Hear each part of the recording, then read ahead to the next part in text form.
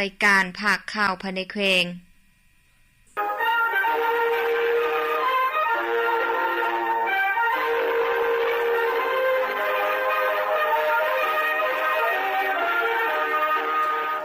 ี่นี่สถานีวิทยุกระจายเสียงแขวงพงศาดีทำการกระจายเสียงจากเทศบาลแขวงต่อไปเส้นทางพังข่าวภายในแขวงซึ่งมีหัวข้อข่าวพร้อมกับในดังต่อไปนี้4หน่วยภาคแผนกโยธาธิการและขนส่งแขวงพงศาดีหับไปยังยืนหน่วยภาคปลอดภัยเข้มแข็งแด่นักเรียนประจำปี2025พิธีมอบหับไปยังยืนหน่วยภาคปลอดภัยเข้มแข็งแด่นักเรียนครั้งที่6ของหน่วยภาคที่ขึ้นกับคณะภาคทานแผนกโยธาธิการและขนส่งแขวงพงศาดีประจำปี2025คือหน่วยภาคแขนงจัดตั้งบริหารการเงินและกวดกาหน่วยภาคแขนงขนส่งและแผนการสถิติหน่วยภาคแขนงเคหะผังเมืองของการสนามบินและจราจรทางอากาศหน่วยภาคแขนงขวาทางได้จัดขึ้นในตอนเช้าของวันที่23มิถุนายน2026นี้ที่ห้องประชุมแผนกดังกล่าวโดยการเป็นประธานของสหายสันติเกียรติสารรองเลขาภาคแขวงประธานคณะกรรมการปกครองแขวงมีสหายบุญพาณิชย์แก้วหงกรรมการภาคแขวงเลขาคณะภาคฐานหัวหน้าแผนกโยธาธิการและขนส่งแขวงพงศาลีมีบรรดาสหายคณะภาคฐานคณะ4หน่วยภาคแขกเชิญและสมาชิกภาคเข้าร่วมในพิธีสหายบุญพาณิชย์แก้วหงกรรมการภาคแขวงเลขาคณะภาคฐานหัวหน้าแผนกโยธาธิการและขนส่งแขวงได้ขึ้นผ่านบทสรุปการจัดตั้งปฏิบัติการก่อสร้างหน่วยภาคปลอดภัยเข้มแข็งและหนักแน่นประจำปี2025และผ่านทิศทางแผนการประจำปี2026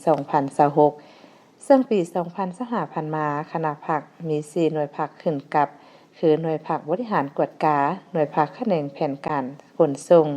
หน่วยภาคขวดทางและหน่วยภาคแขนงเคหะน้ำประปามีคณะภาคฐาน7สหายหญิง1สหายมีสมาชิกภาคทั้งหมด92สหายหญิง18สหายได้หยะผ่านมาคณะภาคได้ถือเอาเวียกงานการเมืองแนวคิดเป็นกกเพิ่มทวีการศึกษาอบรมการเมืองแนวคิดให้แก่พนักงานสมาชิกพรรคและมหาชนหน่วยพรรคได้ดำเนินร่วมชีวิตอย่างเป็นปกติเฮ็ดเวียกงานตามหลักการรวมศูนย์ประชาธิปไตยนำพาเป็นหมู่คณะแบ่งให้บุคคลรับผิดชอบอย่างจะแจ้งนำพาปฏิบัติหน้าที่การเมืองตามคำสั่งของคณะพรรคเฮ็ดสำเร็จหน้าที่ตามคำควรถือเวียกงานโยธาธิการและขนส่งเป็นปลายแหลมจากนั้นในพิธีต่างหน้าคณะจัดตั้งแขวงได้ขึ้นผ่านมติตกลงของคณะประจำภาคแขวงเลขที่248/ขพขลงมติ26พฤษภาคม2026ว่าด้วยการอนุมัติมอบไปยั่งยืนหน่วยภาคปลอดภัยเข้มแข็งแดงหักแนนประจำปี2025โดยเป็นเกียรติขึ้นกล่าวมอบไปยั่งยืนโดยแม่นสหายสันติเกียรติสารรองเลขาภาคแขวงประธานคณะกรรมการปกครองแขวงและต่างหน้าขึ้นหับโดยแม่นคณะหน่วยภาคแขนงจัดตั้งบริหารการเงินและกวดกาหน่วยภาคแขนงขนส่งและแผนการสถิติหน่วยภาคแขนงเคหะผังเมืองห้องการสนามบินและจราจรทางอากาศหน่วยภาคแขนงขวาทางแขวงพงศาดีเฉลิมฉลองบรรผู้บริจาคเลือดโลกตอนเช้าวันที่22มิถุนายน2026ที่สโมสรเมืองบุญเหนือทางองค์การกระแดงแขวงพงศาดี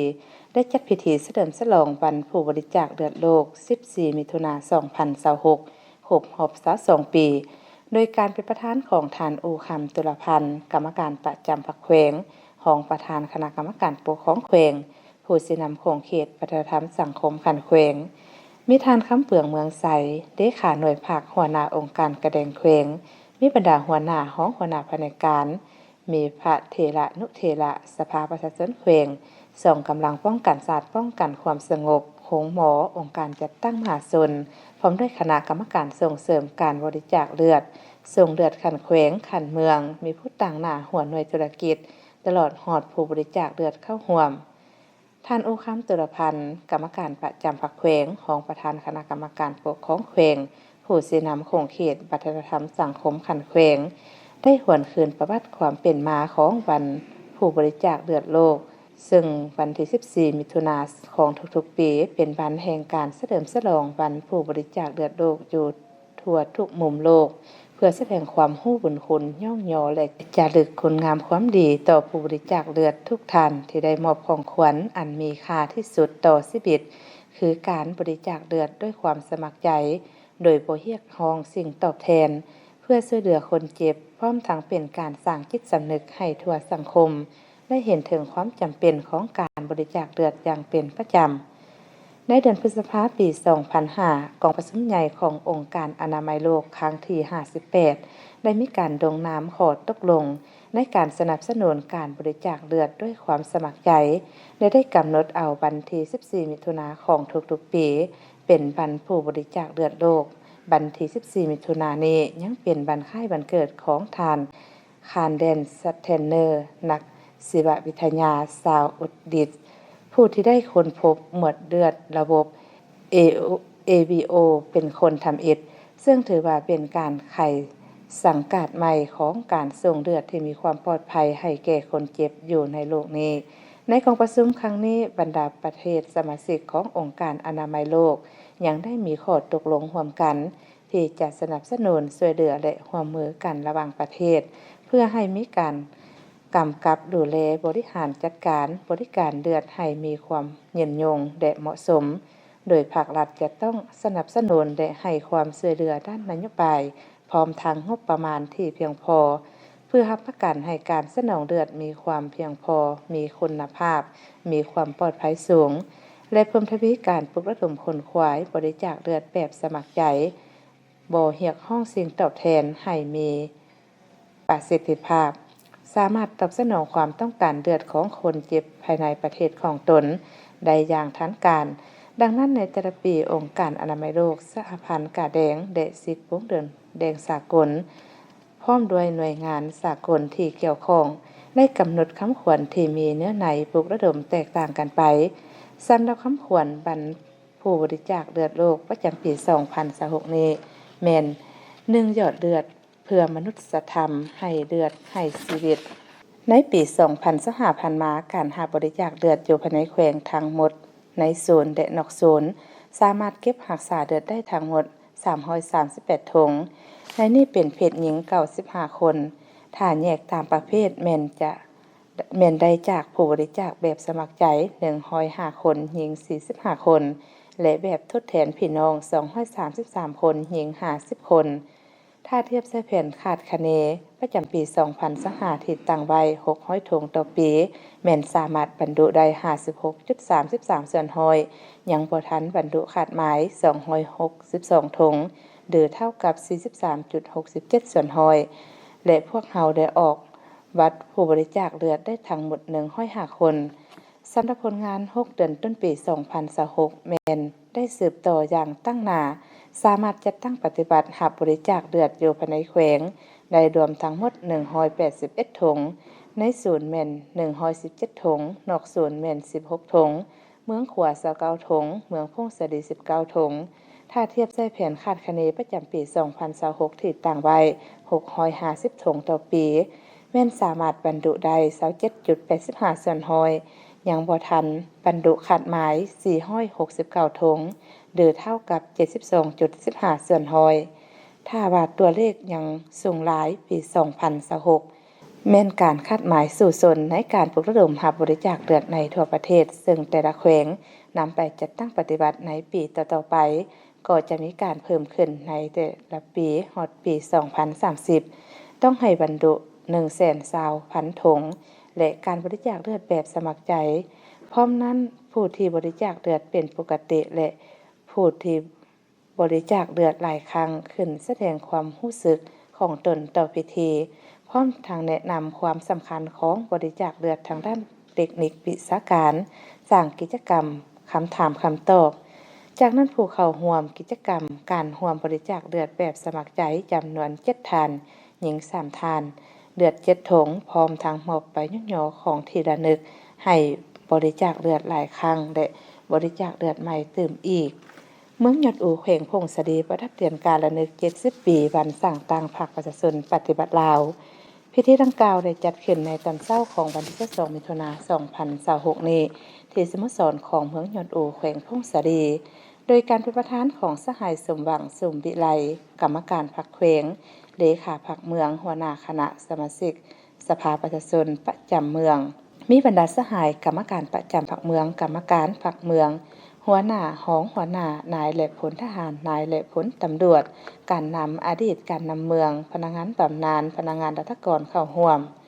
ในพิธีสหายนางดาบอนลาแก้วกรรมการประจำพรรคเมืองหัวหน้าคณะจัดตั้งเมืองได้ขึ้นผ่านมติตกลงของคณะเดขาที่การศูนย์กลางพรรคฉบับเลขที่407ทับครสพลงวันที่14มิถุนายน2025ว่าด้วยการประดับเดือนการละนึก70ปีวันสั่งตั้งพรรคประชาชนปฏิบัติลาว22มีนา1955 22มีนา2025ให้สมาชิกพรรคแขวงพงศาลีที่มีผลงานและคุณงามความดีในภารกิจปกปักรักษาและสร้างสาพัฒนาประเทศชาติตลอดระยะผ่านมาจำนวน45สหายและนี่สมาชิกพรรคบำนาญ40สหายหญิง8สหายสมาชิกพรรคประจำการ5สหายหญิง4สหายตั้งหน้าคณะบริหารงานพรรคเมืองขึ้นมอบโดยแม่นสหายสมบังสมวิไลกรรมการพรรคแขวงเลขาพรรคเมืองหัวหน้าคณะสมาชิกสภาประชาชนแขวงประจำเมืองมอบตามลำดับโอกาสนี้สหายสมบังสมวิไลกรรมการพรรคแขวงเลขาพรรคเมืองหัวหน้าคณะสมาชิกสภาประชาชนแขวงประจำเมืองซึ่งสหายได้ยังยอสรรเสริญสมาชิกพรรคที่มีผลงานและคุณงามความดีในภารกิจปกปักรักษาและสร้างสาพัฒนาประเทศชาติตลอดระยะผ่านมารับพ้องแผนจัดสรรที่ดินเผยแพร่นิติกรรมและมอบรับปึ้มคู่มือการวางแผนการนำใช้ที่ดินกสิกรรมให้5บ้านเป้าหมายของโครงการสวรรค์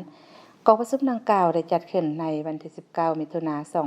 2026ที่ห้องประชุมห้องการกสิกรรมและสิ่งแวดล้อมเมืองโดยการเป็นประธานของทานวงเดือนภูมิธรรมรองประธานคณะกรรมการปกครองเมืองผู้สินำโครงการสวรรค์มีท่านพรหมมาวรสิงห์เสี่ยวชาญโครงการสวรรค์ท่านนางเด็กเย็นดาวงศ์ห้องหัวหน้าห้องการกสิกรรมและสิ่งแวดล้อมเมืองมีบรรดาข้าราชการที่เกี่ยวข้องการเมืององค์การปกครองบ้านคณะรับผิดชอบ5บ้านเป้าหมายของโครงการเข้าร่วมกองประชุมได้รายงานเกี่ยวกับขั้นตอนวิธีการและกระบวนการวางแผนนำใช้ที่ดินกสิกรรมและป่าไม้เผยแพร่กฎหมายว่าด้วยที่ดินกฎหมายว่าด้วยป่าไม้ผ่านข้อตกลงของประธานคณะกรรมการปกครองเมืองมาด้วยการรับรองแผนจัดสรรที่ดิน5บ้านมอบปึ้มคู่มือแผนการนำใช้ที่ดินกสิกรรมและป่าไม้พร้อมทั้งกฎระเบียบการคุ้มครองนำใช้ที่ดินกสิกรรมและป่าไม้ให้คณะกรรมการโครงการกลุ่มบ้านเป้าหมายจุดประสงค์เพื่อให้บ้านได้มีคู่มือในการจัดตั้งปฏิบัติมีนิติกรรมเป็นบอนอิงในการนำใช้ที่ดินประเภทต่างๆให้จัดแจ้งตามท่าแห่งตัวจริงและสอดคล้องกับแนวทางนโยบายการสร้างอาชีพคงที่ให้ประชาชนเช่นเขตผลิตเป็นเสบียงอาหารเขตผลิตเป็นสินค้าเขตเลี้ยงสัตว์เขตพัฒนาเครื่องป่าของดงและเขตปกปักรักษาป่าไม้เพื่อพันขยายเนื้อในของกฎหมายปกครองท้องถิ่นกฎหมายที่ดินกฎหมายป่าไม้ไปสู่ท้องถิ่นตัวจริงเพื่อรับประกันให้ประชาชนมีสิทธิเสมอภาคในการนำใช้ที่ดินเพื่อช่วยให้ชาวบ้านกลุ่มบ้านและเมืองมีระเบียบในการคุ้มครองเครื่องป่าของดงและพัฒนาที่ดินกสิกรรมให้แทนเหมาะกับแผนพัฒนาเศรษฐกิจสังคมของบ้านและเมืองในโอกาสที่มีความหมายความสำคัญนี้ทานวงเดือนภูมิธรรมได้มีคำเห็นว่าได้หยัดผ่านมาเมืองขวาของพวกเราก็ได้หยัดแยงถึนหอนจากบรรดาโครงการอยู่ภายในและต่างประเทศถึงจากรัฐบาลเพื่อมาจัดตั้งปฏิบัติเบียกงานดังกล่าวนี้แต่ก็ยังบ่สำเร็จปัจจุบันยังขาดการวางแผนนำใช้ที่ดินกสิกรรมอยู่4กลุ่มบ้านมีจำนวน12บ้านและนี่ก็ยังมีกลุ่มบวมพันธุ์เทศบาลกลุ่มละหางใหญ่และกลุ่มลาดสร้างที่ยังบ่ทันได้จัดสรรวางแผนนำใช้ที่ดินกสิกรรมและป่าไม้และมาฮอดปัจจุบันสามารถจัดตั้งปฏิบัติสำเร็จแล้วมี81บ้านมันแสดงให้เห็นว่าเมืองขวาของพวกเรายังบ่บรรลุตามแผนที่วางไว้เบียกงานการจัดสรรที่ดินและป่าไม้แม่นเบียกงานหนึ่งที่มีความสำคัญยุทธศาสตร์ของพรรคและรัฐบาลเพื่อ พื่อแนะใส่การคุ้มครองปกปักรักษาและนำใช้ทรัพยากรธรรมชาติให้เกิดประโยชน์สูงสุดยืนยงและลดผ่อนข้อขัดแย้งต่างๆภายในชุมชนพร้อมนิทานยังได้เรียกร้องให้แก่องค์การจัดตั้งบ้านและพ่อแม่ประชาชนในการนำใช้ที่ดินแต่ละประเภทให้ถูกต้องตามกฎหมายสุดท้ายแก่ทานมารับฟังพยากรณ์อากาศประจำวันที่13มิถุนายน2026สภาพอากาศรวมบริเวณความกดดันต่ำของอากาศร้อนได้ปกคลุมยังอยู่ทั่วทุกภาคของประเทศลาวด้วยกำลังอ่อนหาปานกลางสมทบกับกระแสลมตะวันตกเฉียงใต้พัดปกคลุมซึ่งจะให้อากาศยังจะร้อนอยู่เติมอีกและจะมีฝนตกฟ้าห้องฟ้าเดือมในระดับค่อยหาปานกลางพร้อมจะมีลมพัดแรงอยู่บางบริเวณในแต่ละภาคพยากรณ์อากาศแต่เวลา 7 โมงของวันที่23มิถุนายนเวลา 7 โมงของวันที่24มิถุนายน2026สภาพอากาศของแขวงพงศาลีและบรรดา7เมืองพงศาลีเมืองบุญเหนือเมืองยอดโอเมืองบุญใต้เมืองสัมพันธ์เมืองขวาและเมืองใหม่มีฝนตกในระดับค่อยเป็นบางบริเวณเนื้อที่การปกคลุมของฝนกว่า15ส่วนร้อยอุณหภูมิในระหว่าง18-27องศารายงานสภาพอุณหภูมิและปริมาณน้ำฝน24ชั่วโมง7เมืองทั่วแขวงพงศาลีอุณหภูมิต่ำสุดขีดของมื้อนี้ 17.5 องศาอุณหภูมิสูงสุดขีดในมื้อวาน 26.5 องศาปริมาณน้ำฝน24ชั่วโมงผ่านมาเมืองบุญเหนือเมืองพงศาลีบ่มีฝนตกปริมาณน้ำฝน24ชั่วโมงผ่านมาเมืองยอดโอมีฝนตก 0.4 มิลลิเมตรเมืองบุญใต้มีฝนตกปริมาณน้ำฝน24ชั่วโมงผ่านมาเมืองบุญใต้เมืองขวาบ่มีฝนตกปริมาณน้ำฝน24ชั่วโมงผ่านมาเมืองสัมพันธ์มีฝนตก 4.4 มิลลิเมตรและเมืองใหม่มี 2.8 มิลลิเมตรดังนั้นจึงแจ้งเตือนถึงพ่อแม่ประชาชนบรรดาเผ่าองค์การจัดตั้งทุกภาคส่วนจงมีสติระมัดระวังต่อสภาพฝนตกฟ้าร้องฟ้าเดือมจะมีลมพัดแรงเป็นบางโอกาสและให้ติดตามข่าวพยากรณ์อากาศจากทางแผนกกสิกรรมและสิ่งแวดล้อมแขวงอย่างต่อเนื่องที่นี่สถานีวิทยุโทรภาพแขวงพงศาลีข่าวภาคนี้และหมดลงเพียงเท่านี้สิ้นเวลาอ่าน